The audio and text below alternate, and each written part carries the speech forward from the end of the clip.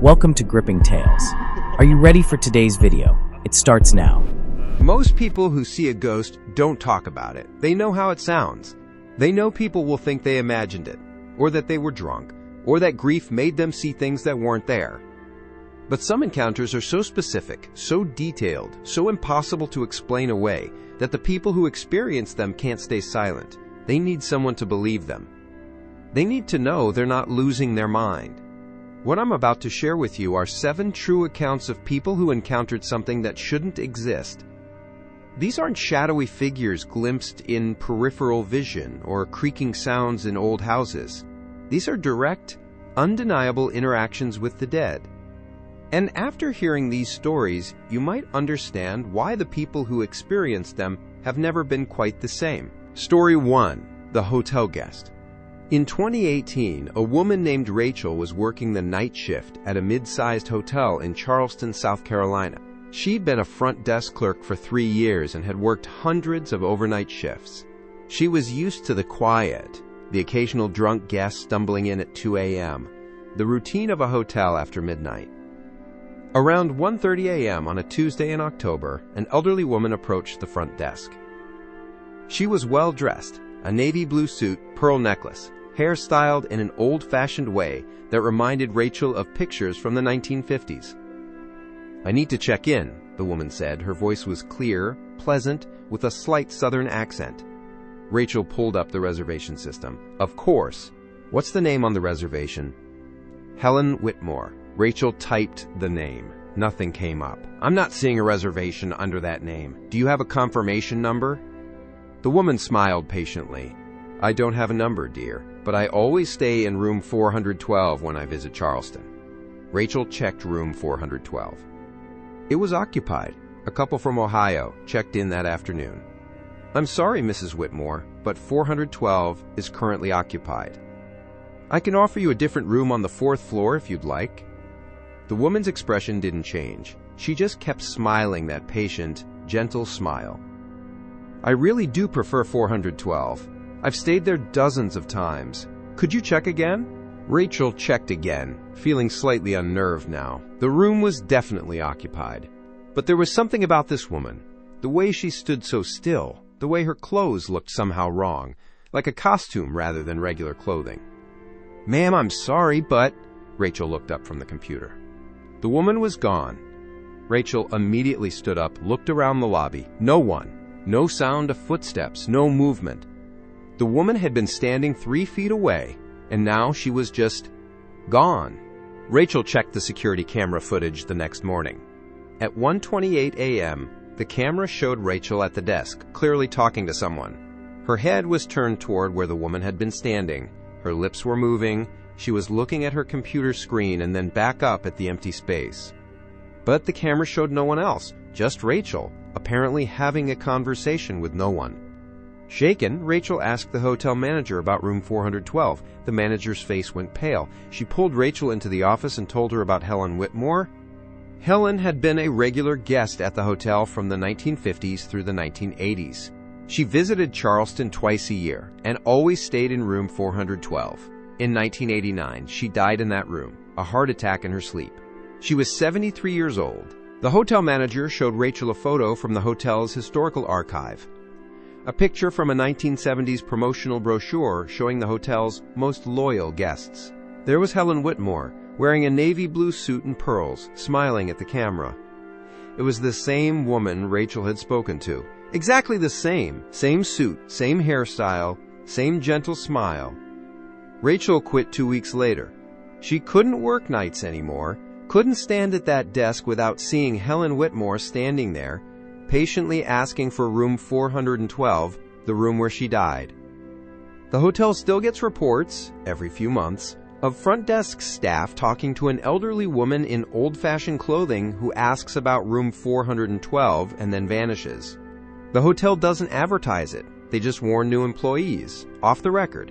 If an elderly woman in a blue suit asks for room 412, be polite, and don't be surprised when she disappears.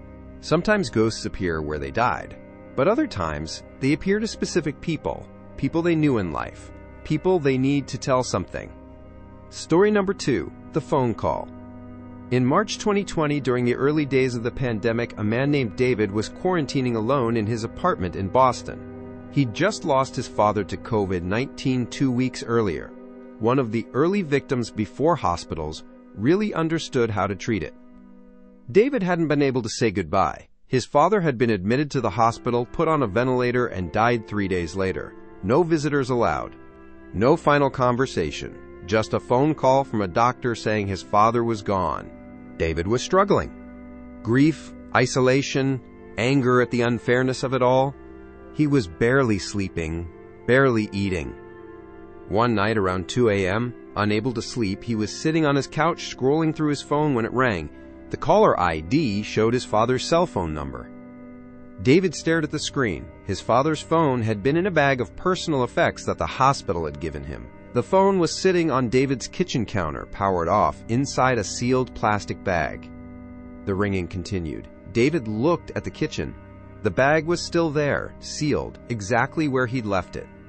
But his phone kept ringing, displaying his father's number. David answered. "Hello?" "David," his father's voice. Clear, unmistakable. David's hands started shaking. "Dad? I need you to know I'm okay. I need you to stop worrying." "Dad, how are you? Where are you calling from?" "That doesn't matter. Listen to me. You need to check on your mother tomorrow? First thing in the morning. Don't wait. It's important." "What? Why? What's wrong?" "Just trust me. Call her first thing. I have to go now." "Dad, wait." The line went dead. David sat there for a long time. Holding his phone, shaking, he checked his father's phone in the bag.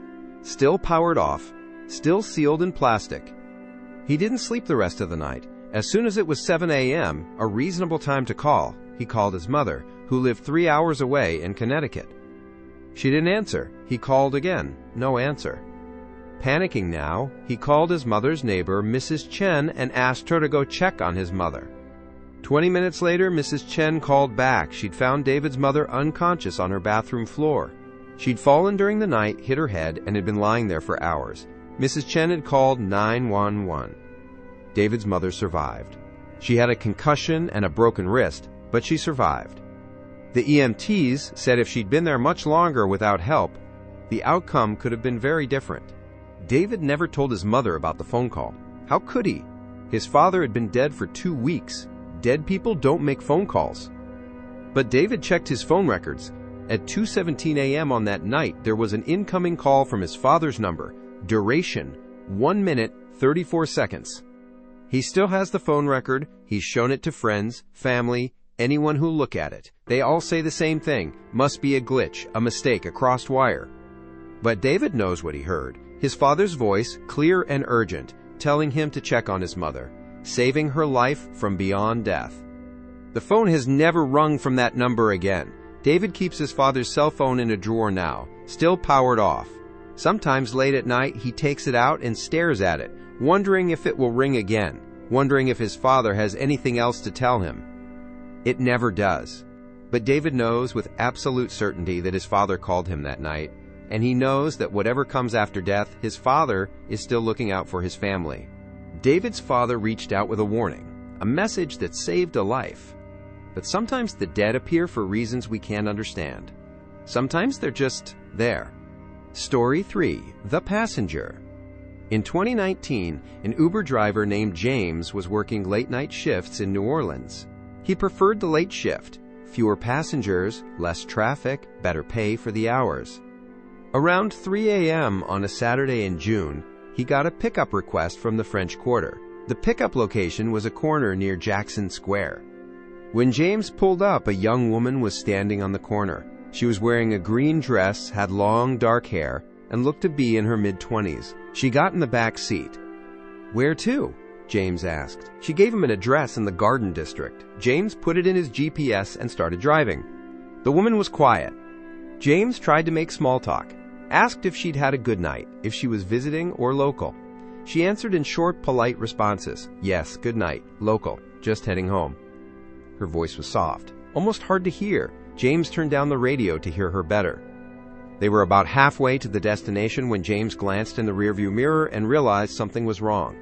The woman was wet, not damp, completely soaked. Her hair was dripping water onto the seat. Her green dress was plastered to her skin. Water was literally pooling on the seat beneath her. "Ma'am, are you okay? You're soaking wet." She didn't respond, just stared out the window. James felt a chill run down his spine. "Ma'am?" Still no response. He pulled over, turned around to look at her directly. The back seat was empty, completely empty. No woman, no water. The seat was dry. James jumped out of the car, looked up and down the street. No one. The street was completely deserted. He checked his Uber app. The ride was still active. The pickup had been logged. The route was being tracked, but there was no passenger in his car. Shaking, James canceled the ride and drove straight home. He didn't work the rest of the night. The next day, he looked up the address the woman had given him. It was a house in the Garden District. Out of curiosity, he drove there during daylight. It was a beautiful old house, well-maintained, clearly occupied. James sat in his car across the street, trying to decide if he should knock on the door, tell them what happened. An elderly woman came out to water her garden. James got out and approached her, apologizing for bothering her. "This might sound strange, but I'm an Uber driver, and last night I picked up a young woman who asked to come to this address, but she disappeared from my car. I'm trying to figure out what happened." The elderly woman's face went white. What did she look like? James described her. Green dress, long dark hair, mid-20s. The woman started crying. "That's my granddaughter. That's Claire."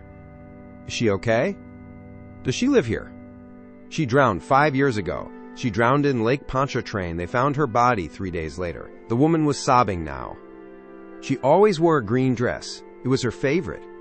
James felt like he couldn't breathe. "I'm so sorry. I didn't know. I thought she was real. She seemed so real." "You're not the first," the woman said quietly. "Other drivers have come here. She's been picked up 4 or 5 times over the years, always around 3 a.m. Always asks to come home." James never worked the French Quarter late at night again, and he never picked up passengers standing alone on corners at 3 a.m. But he thinks about Claire sometimes. The way she sat quietly in the back seat, looking out the window. The way she just wanted to go home. He wonders if she's still out there, standing on that corner at 3 a.m., trying to get back to the house where her grandmother still lives and mourns her. Still trying to go home, even though home is a place she can never really reach. Claire was trying to go home, but sometimes ghosts appear in places that had meaning to them in life, places they can't let go of. Story 4. The Theater. In 2021, a stage manager named Lisa was working at a historic theater in Savannah, Georgia. The theater had been built in 1902 and had a long history. Vaudeville shows, plays, concerts, and yes, a few deaths over the decades. Lisa had heard all the stories. Every old theater has ghost stories. She didn't believe any of them. In her 5 years working there, she'd never seen or experienced anything she couldn't explain. One Tuesday night, Lisa was alone in the theater doing inventory of costumes in the storage area backstage. It was around 10 p.m. The theater was closed, locked, and she was the only person in the building. She was sorting through racks of period costumes when she heard music, faint piano music, coming from the main stage area. Lisa stopped, listened. It was definitely a piano. Someone was playing something classical. She didn't recognize the piece, but it was beautiful and melancholy. She walked toward the stage, annoyed that someone must have gotten into the building. As she got closer, the music got louder. It was definitely coming from the stage. She pushed through the backstage curtains onto the stage itself. The house lights were off, the theater dark except for the dim safety lights. And sitting at the piano in the orchestra pit was a man in a tuxedo, playing. "Excuse me," Lisa called out. "The theater is closed. How did you get in here?" The man didn't stop playing, didn't acknowledge her at all. Lisa walked to the edge of the stage, looking down into the orchestra pit. The man continued playing, his hands moving across the keys with practiced grace. "Sir, you need to leave. Now." The man turned his head and looked directly at her. His face was pale, gaunt, his eyes completely black. He smiled, a horrible too-wide smile, and then vanished. Just disappeared, mid-note, mid-smile, gone. The piano continued playing for exactly 3 more notes and then stopped. Lisa ran. She grabbed her bag from backstage and left the theater not bothering to lock up behind her, not caring about anything except getting out of that building. The next morning she told her boss what happened. Her boss wasn't surprised. "You saw William," he said calmly.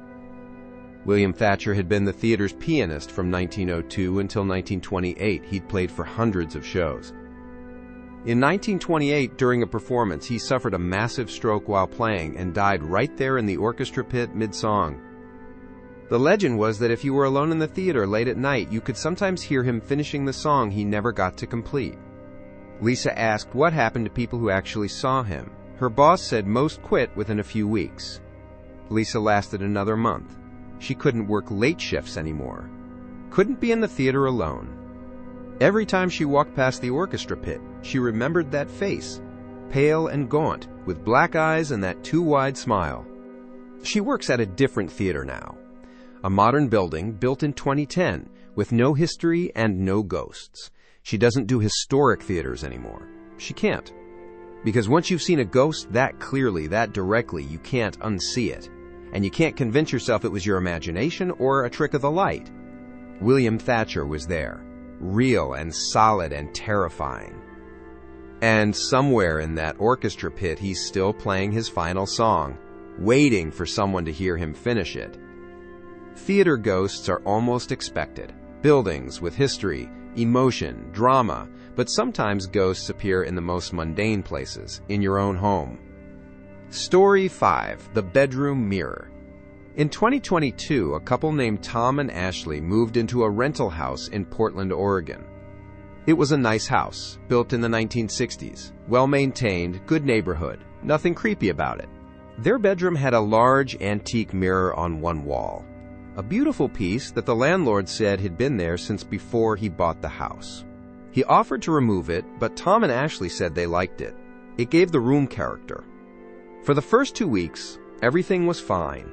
Then Ashley started noticing something odd.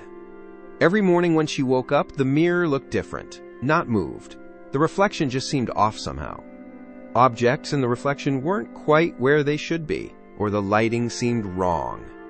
She mentioned it to Tom, who said she was probably just seeing things differently in the morning light. She let it go. Then one night, Ashley woke up around 3 a.m. and saw someone standing in front of the mirror. A woman, elderly, wearing a nightgown with long gray hair. She was staring at her own reflection, running her hands over her face like she was checking to see if she was real. Ashley was frozen with fear. She couldn't speak, couldn't move, couldn't wake Tom sleeping next to her. The woman in the mirror turned and looked directly at Ashley. Her eyes were sad, infinitely sad. She mouthed something. Ashley couldn't hear any sound, but the woman's lips clearly formed the words, "Help me." Then she faded away. Not quickly, slowly, gradually becoming more transparent until she was gone. Ashley finally found her voice and screamed. Tom woke up, turned on the lights. The room was empty, just the mirror, reflecting their normal bedroom. Tom wanted to get rid of the mirror immediately. Ashley agreed. The next morning, they contacted the landlord and asked about its history. The landlord did some research. The mirror had belonged to the previous owner, an elderly woman named Dorothy, who had lived in the house for 40 years. She died in 2019, at age 87, in that bedroom. Dorothy had suffered from dementia in her final years. According to neighbors the landlord spoke to, she would often stand in front of that mirror, confused, not recognizing her own reflection, asking where she was and who she was. She died in her sleep, in the bed where Tom and Ashley now slept, staring at herself in that mirror, probably confused until the very end about who the old woman in the reflection was. Tom and Ashley covered the mirror with a sheet that night and told the landlord they wanted it removed immediately. The landlord had someone come and take it away. They replaced it with a modern mirror from IKEA. But Ashley still has nightmares about Dorothy, standing there in her nightgown, staring at her own reflection, mouthing the words, "Help me," to a stranger in her bedroom, still lost and confused even in death. They moved out when their lease was up. Ashley couldn't sleep in that room anymore, couldn't shake the image of Dorothy standing there, trapped in a confusion that death hadn't ended. The landlord put the mirror in storage. He won't sell it, won't put it in another house. He just keeps it in a storage unit, covered with a tarp. Because some objects hold on to the people who loved them, or the people who suffered near them. And sometimes those people can't let go, even when their bodies are long gone. Dorothy was confused, lost, still trapped in the dementia that defined her final years. But our next story is about a ghost with a clear purpose and a terrifying persistence. Story 6, The Appointment. In 2020, a therapist named Dr. Karen Mills had a small private practice in Seattle. She saw clients in a home office, a converted spare bedroom with a desk, 2 chairs, and a couch. In November 2020, she got a new client referral. A woman named Elizabeth Shaw, age 34, requesting therapy for anxiety and grief counseling. They scheduled an initial appointment for Tuesday at 6 p.m. Elizabeth didn't show up. Dr. Mills waited 20 minutes, then sent an email asking to reschedule. The next day, Elizabeth emailed back, apologizing and asking to reschedule for Thursday at 6 p.m. Dr. Mills agreed. Thursday at 6 p.m., Elizabeth didn't show again. Same pattern. Drive Mills waited, sent an email, Elizabeth apologized, and rescheduled for the following Tuesday. This happened 4 times. Elizabeth would schedule, not show up, apologize, and reschedule. Dr. Mills was about to cancel the client relationship entirely when Elizabeth actually showed up for an appointment, Tuesday at 6 p.m., right on time. Dr. Mills opened the door, and there stood Elizabeth Shaw. Young woman, mid-30s, wearing jeans and a sweater, looking nervous but polite. "I'm so sorry about all the missed appointments," Elizabeth said as she sat on the couch. "I've been having trouble leaving my house." They began the session. Elizabeth talked about anxiety, about losing her mother recently, about feeling disconnected from her life. Dr. Mills listened, took notes, asked gentle questions. Elizabeth seemed like a typical client dealing with grief and anxiety. The session lasted 50 minutes, standard therapeutic hour. At the end, they scheduled a follow-up for the next week. Elizabeth left. Dr. Mills sat down to write up her session notes. Her phone rang. It was Elizabeth Shaw's emergency contact number, her sister, Jennifer. "Dr. Mills, this is Jennifer Shaw. I'm Elizabeth's sister. I'm calling about her account and unpaid sessions." "Oh, I'm actually on a different payment schedule with Elizabeth. We just had our first session tonight." Silence on the other end of the line. Then, "Dr. Mills, that's not possible." "What do you mean?" "Elizabeth is dead. She died 3 weeks ago. She killed herself on October 20th. Dr. Mills felt the room spin. "That's not possible. I just saw her. She was just here. We just finished a session." "Dr. Mills, I'm looking at the death certificate right now. Elizabeth died 3 weeks ago. Are you okay? Do you need me to call someone?" Dr. Mills hung up and immediately checked her records. Elizabeth Shaw had first contacted her on October 24th, 4 days after she had apparently died. All the emails, all the appointment requests, all the rescheduling, all had come after Elizabeth's death. Dr. Mills called Jennifer back. What was the last thing Elizabeth was trying to do before she died? She was trying to get into therapy. She'd been on waiting lists for weeks. She was desperate to see someone, to get help, but no one had availability. Dr. Mills felt cold. Elizabeth had died waiting for therapy. And then, somehow, she'd managed to make an appointment. She'd kept trying to show up, kept rescheduling, until finally, she made it to a session. Dr. Mills looked at her notes from the session. Real notes, real conversation. She talked to someone for 50 minutes, someone who seemed alive, present, real. She never had another appointment request from Elizabeth Shaw's email. But sometimes, late at night, Dr. Mills thinks about that session. Thinks about what Elizabeth said about feeling disconnected from her life, about struggling to leave her house. Maybe Elizabeth had been talking about death. Maybe she'd been trying to tell Dr. Mills where she was, what had happened to her. Or maybe Elizabeth's need for help had been so strong that even death couldn't stop her from trying to get to that appointment. From finally getting the therapy she'd been desperate for. Dr. Mills still practices, but she's never had another client like Elizabeth Shaw. And every time she gets a new client referral, she checks to make sure they're still alive before scheduling the first appointment. Elizabeth showed up for an appointment she'd never survived to keep. Our final story is about a ghost who showed up for something far more disturbing. And now for the final story tonight. Story number 7, The Photograph. In 2021, a photographer named Alex was hired to shoot a wedding at a vineyard in Napa Valley. It was a beautiful venue, a gorgeous day, a happy couple. Alex had shot hundreds of weddings. This one seemed like it would be routine, easy, nothing remarkable. During the ceremony, Alex moved around the perimeter of the seating area, taking photos from different angles. She was focused on getting the shot of the bride and groom exchanging vows when she noticed something in her viewfinder. In the back row of guests on the aisle seat sat an elderly man in a dark suit. He wasn't moving, wasn't smiling, just staring straight ahead at the ceremony with an expression of profound sadness. Something about him seemed off, but Alex was busy working and didn't think much about it. She took her photos and moved on. At the reception, Alex was reviewing some of her shots on her camera's display when she noticed the elderly man again. He was in several of the ceremony photos, always in the back row, always in the same seat, always with that same sad expression. But when she looked up at the reception, she didn't see him anywhere. She asked one of the groomsmen. There was an elderly gentleman sitting in the back row during the ceremony. Is he not at the reception? The groomsman looked confused. I don't think so. Who do you mean? Dark suit sat on the aisle in the last row. I didn't see anyone sitting there. Alex showed him the photos on her camera. In every shot, there was the elderly man, clearly visible. The groomsman went pale. That's the groom's grandfather. He died 2 months ago. The groom was devastated that he couldn't be at the wedding. Alex felt a chill run down her spine. She scrolled through her photos.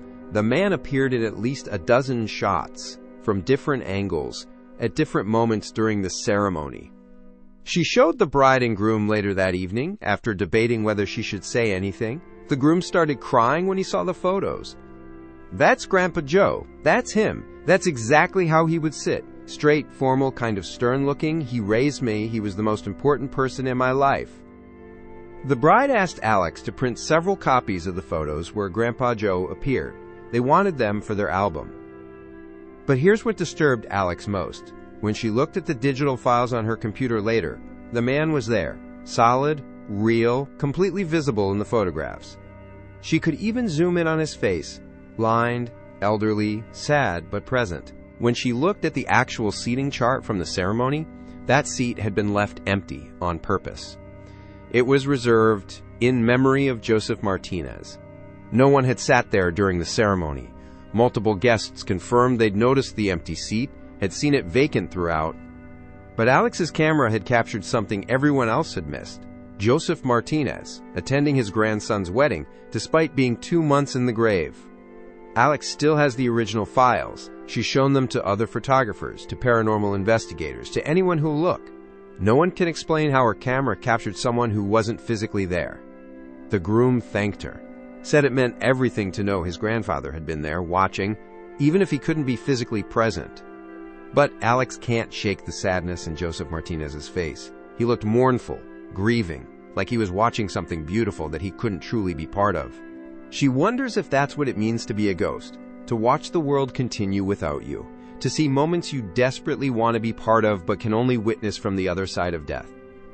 Alex still shoots weddings, but now she always checks her photos carefully, looking for guests who aren't on the seating chart.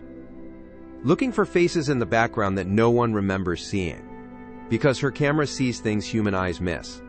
And sometimes those things are the dead, showing up for one last family event, one last moment with the people they loved and had to leave behind. 7 encounters. 7 people who saw, heard, or interacted with the dead in ways that can't be explained away. Not shadows or sounds or feelings. Direct, undeniable contact with people who should not exist. Rachel spoke to a hotel guest who died in 1989. David received a phone call from his dead father that saved his mother's life. James drove a drowning victim home. Lisa saw a pianist who died in 1928. Ashley watched a woman trapped in confusion even after death. Dr. Mills conducted therapy for a client who'd been dead for 3 weeks. And Alex photographed a wedding guest who'd been in the ground for 2 months. These aren't stories passed down through generations or legends from 100 years ago. These are recent, documented, verified encounters. And the people who experienced them aren't crazy, aren't looking for attention, aren't trying to convince anyone of anything.